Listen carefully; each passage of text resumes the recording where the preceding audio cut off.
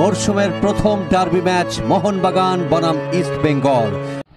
Kolkata derby এটা শুধু football নয়, এটা বাঙালির ইমোশন। কি বুঝলেন দাদা? সালটা 1925।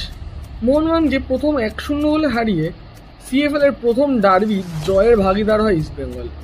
আর কাল ছিল সিএফএল এর প্রথম ডার্বির 100 বছর পূর্তি। আর সেখানেও মোহনবাগানকে 3-2 গোলে হারিয়ে নিজেদের জয়ের ধারা বজায় রেখেছে ইস্ট বেঙ্গল। হ্যাঁ, কলকাতা লিগে অনেকটাই এগিয়ে ইস্ট বেঙ্গল। মোট 136টা সিএফএল ডার্বির মধ্যেই 57টা জিতেছে ইস্ট বেঙ্গল আর 47টা জিতেছে মোহনবাগান। তবে 59টা ড্র ম্যাচও রয়েছে। যদিও শেষ কটা বছর ইস্ট বেঙ্গলের জন্য খুব একটা ভালো যাচ্ছে না, তবে কালকের ম্যাচ জিতে ইস্ট বেঙ্গলের অনেক সমর্থকই বলছে এইবার নাকি বাঘের ফেরার পালা। যদিও মোহনবাগান সমর্থকরা বলছে পরের ম্যাচ জিতে আবার ঘুরে দাঁড়াবে তারা, কিন্তু ম্যাচ জয়ের পরিসংখ্যান বলছে ইস্ট বেঙ্গল এখনো অনেকটাই এগিয়ে। মরশুমের প্রথম ডার্বি ম্যাচ মোহনবাগান বনাম ইস্ট বেঙ্গল। কলকাতা ডার্বি এটা শুধু ফুটবল নয়, এটা বাঙালির ইমোশন। কি বুঝলেন দাদা?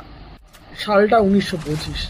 মোহনবাগানকে প্রথম 1-0 গোলে হারিয়ে সিএফএল এর প্রথম ডার্বি জয়ের ভাগিদার হয় ইস্ট বেঙ্গল।